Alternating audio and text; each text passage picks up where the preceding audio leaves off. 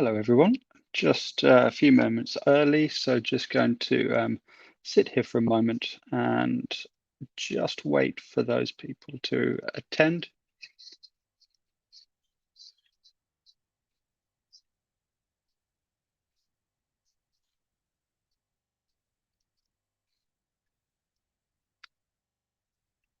If you're already watching, just pop a yes in the comments just to let me know that you can hear me okay.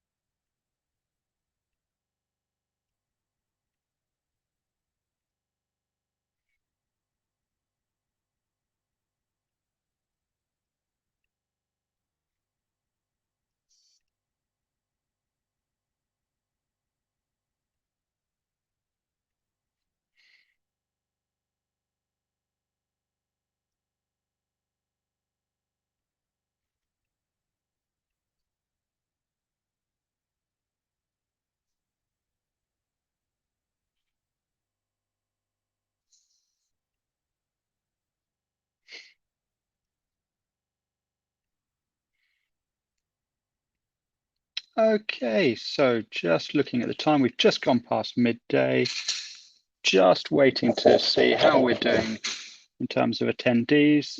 Do pop your name and whether you can hear me okay in the comments.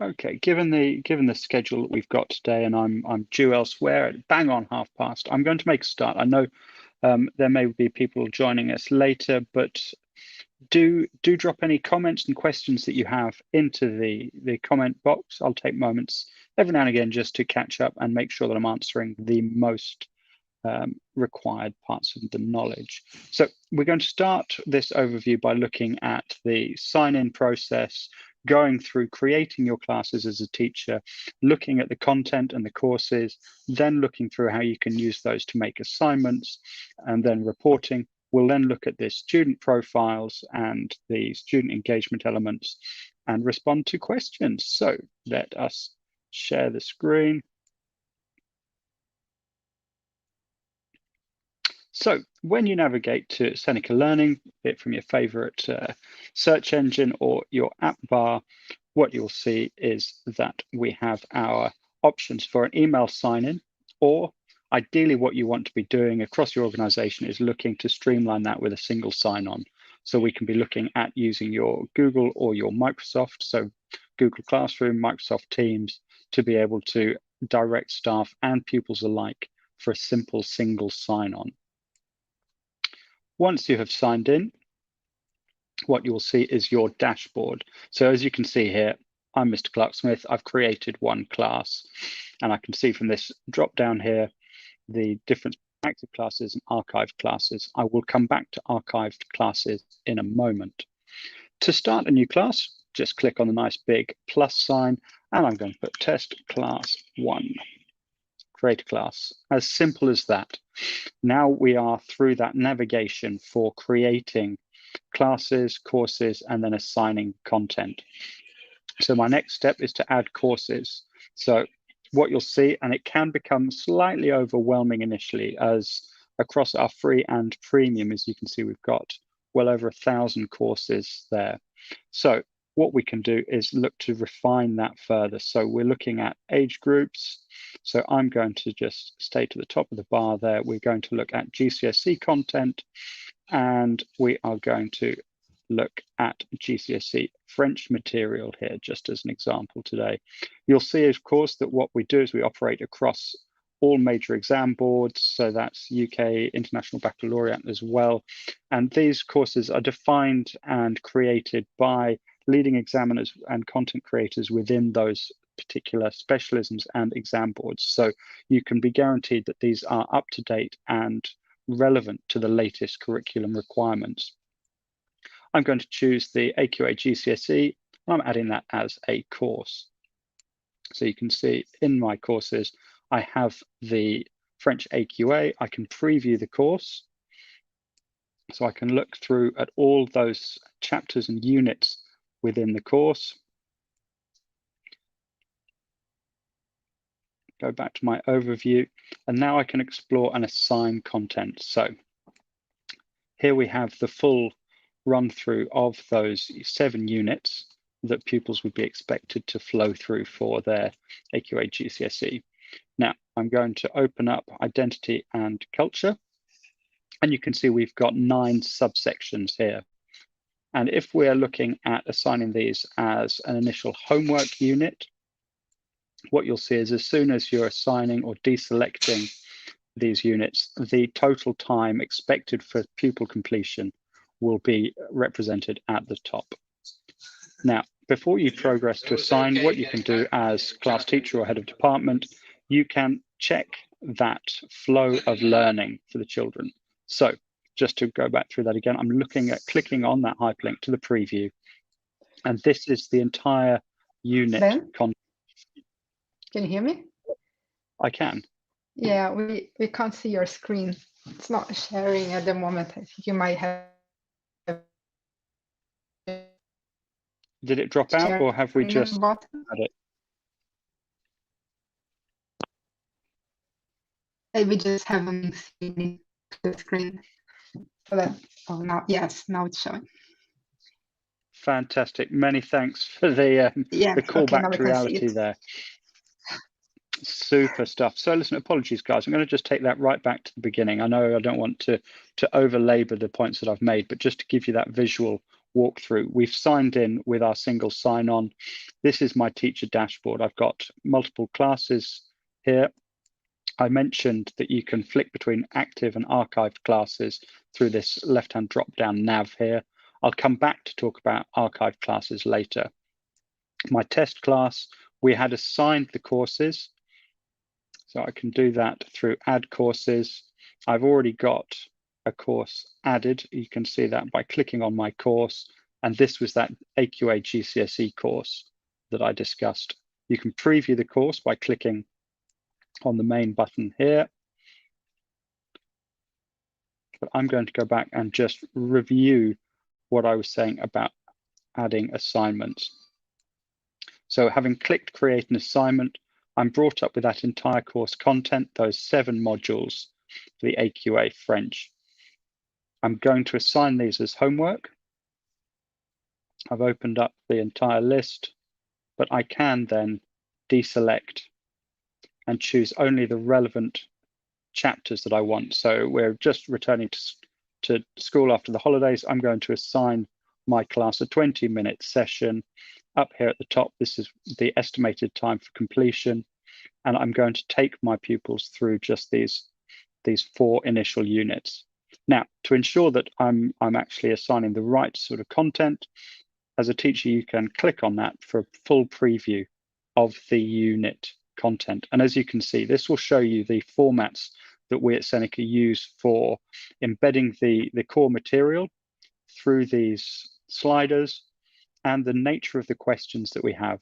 So we have multiple choice, we have fill in the blanks, and we often embed humorous GIFs, which we've sort of assigned that to boost the engagement with our users. And we also have click the wrong word. So as a teacher, you can quickly scan through and and ensure that that content is appropriate for what your aims are. I'm going to assign those four by clicking that very obvious assign button, and I'm going to put first week homework. Now, the start date, you can see you can only start from the current date. Obviously, there's no requirement to predate any assignments, and you've got flexibility on when that due date is. Default is always a week, Thursday to Thursday. There we go from today's date, and I'm going to create. So how do we share that content with your students? We have a nice and easy copy that link. So you can then manually drop that into whatever learning tools you're using within your school. You can share directly to Google Classroom, Microsoft Teams, or the final option is email. You can click that link and it will open up into a shared email that you can distribute to the students in your class.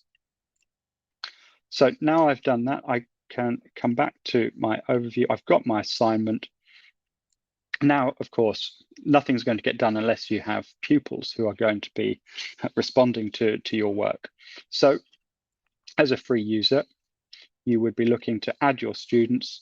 Now, you can do that again in a multitude of ways. You can share a link that you can then direct to Google Classroom, Microsoft Teams, or via email. You can also distribute a class code. So you can do this by printing a range of wallet-sized QR codes that your pupils will be able to scan to get access to their relevant classes. So we make it as frictionless as possible for your pupils to be able to access the learning. Now, of course, the more the engagement across the teacher community, the greater the emphasis and effect on your pupils as well. So you can at any time look to bolster your user engagement by inviting teachers. Just drop their staff email in, and that will send them an invite to your class. So what happens then once we have reviewed that homework? I'm just going to drop into a second account just with some test data in it to show you what it looks like when pupils have started completing the assignments. Just going to drop out for a moment just to check comments.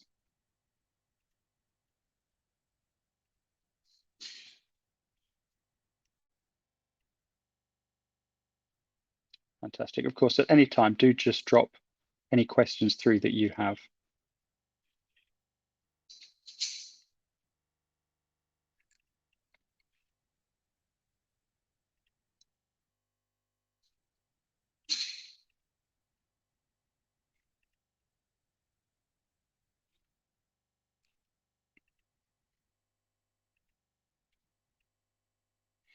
So once your pupils have completed homework, unfortunately my link there didn't work to the test data, but what you would see filled in this screen here, you would see the individual progress of pupils across your class.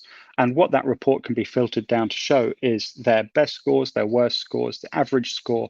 You can also see how long it would typically take a pupil to complete the activities as well. So you can get really rich individualized insight into how the pupil is learning and completing those tasks.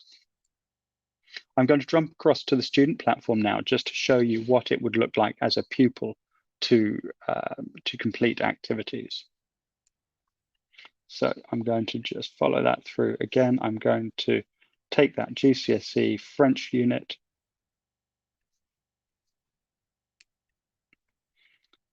So the ethos of Seneca is not only to be used within the classroom as a prescriptive model of sort of developing learning, bridging the gap for individual pupil interventions.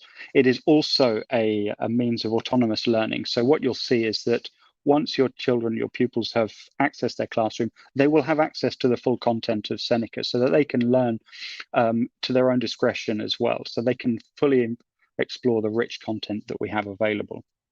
So as a pupil, I'm going to come in and I'm going to look at completing this first unit. So as I've mentioned, we see that initial nav bar that has that carousel of content. You'll see here that the typing speed is coming in at a sort of an average pace. So dependent on your learner, they might want to see that content appear more quickly and read it at a faster pace, one of the questions you might have with that text tracking is, what about my EAL or my SEN pupils? Well, you can turn that off. So actually the content will appear immediately on screen so that your pupil can access that without necessarily that distraction of it being typed dynamically onto the page. And at any point, the pupil is not under a time constraint to complete their activities. We're not looking for them to have to complete under duress. So again, for those slower learners, those who may be more meticulous or need to take extra time with their learning, they will have as much time to complete as necessary. So I've reviewed my content. I'm now going to move through. So my first question here is a fill the blank. And I'm going to type my answer in. So, j'ai 16 ans, and I have got one question right. And you'll see up at the top here, this completion bar will indicate to the pupil how much more they've got to do. Now, because our system is a dynamic learning environment, so we look at integrating a personalized learning process and flow. So each question is actually delivered based on previous performance of the pupil. So if I start coming through this unit now and making mistakes, what we'll see is a revisit and a recursive process to that learning. So if I make a mistake, translate the following sentence from French to English. I am aged. No, that's, and I have brown eyes. So I've got nothing right there. So let's see, I am called and I have brown hair. So it's taken me a little moment or two. So it's going to revisit those questions. So I'm just going to put,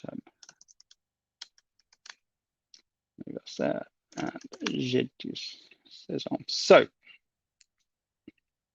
I can then start a new session or I can revisit. So open my session review.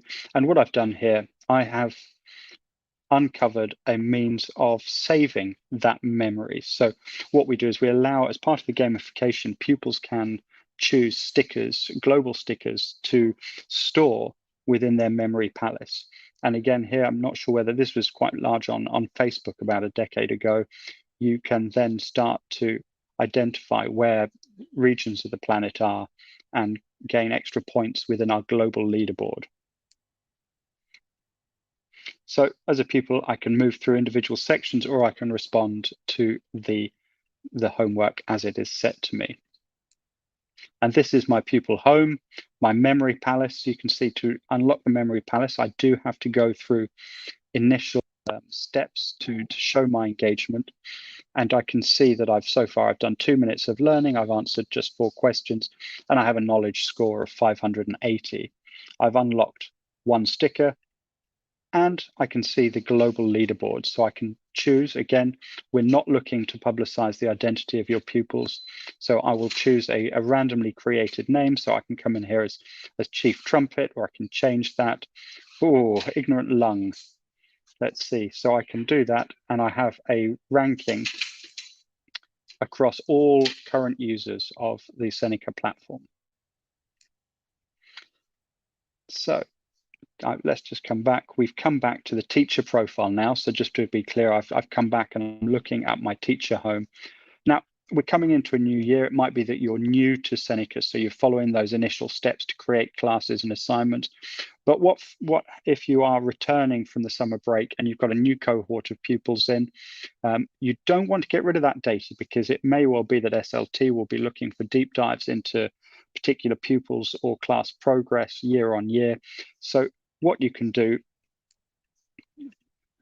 is allocate that as an archived class. So I'm not deleting the data, but it's not cluttering my home view. And I can always go back to that at any time. And there is my test class that we created earlier. If I look at progress, because again, key to this is not only providing your pupils an opportunity to make progress and learn in an innovative and personalized manner, but as educational leaders, you want to be able to understand what progress they're making. And we have a suite of reporting that allows you to generate a report based on usage. Now, because I couldn't get into that other account, I'm afraid I can't show you a fully populated report. But again, this will give you that class view of total scores and learning times, what the completion rate has been. So again, you can see which pupils are adhering to the homework policy and crucially, how they are progressing with their learning. I'm just going to stop sharing my screen and come back to see if there are any questions. I'm going to leave it a moment to see if there is anything that you have seen so far that you would like to either have reconfirmed or a sort of dug into deeper depth.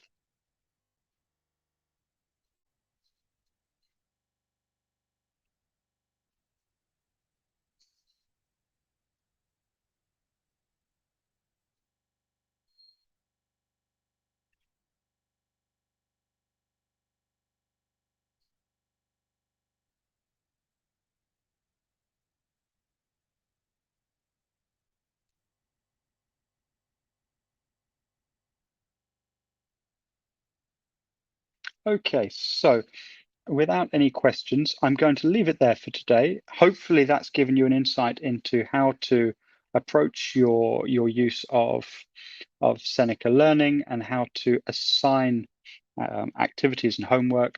Don't forget they can also be used as a direct intervention, so you can take particular pupils out and maybe give them dedicated time, because our system, of course, works across all devices. So whether that's the student's own mobile device, in-school tablets or laptops, you can use the platform for pre-teaching. So again, if coming into a new term, new unit, you can give key students that opportunity to have early access to the information to ensure that they can hit the in-class learning with as much optimism and sort of confidence as possible. Obviously, if you want to get in touch with us at any time, please do so. I'm just putting my email up, Seneca.io, within the comments. Any questions about further engagement with your school or other questions that might come up later, do please drop me an email. It's been a pleasure speaking to you this morning. I hope the rest of your day and any insets and return to school go as well as they possibly can. Thank you very much, guys. Bye.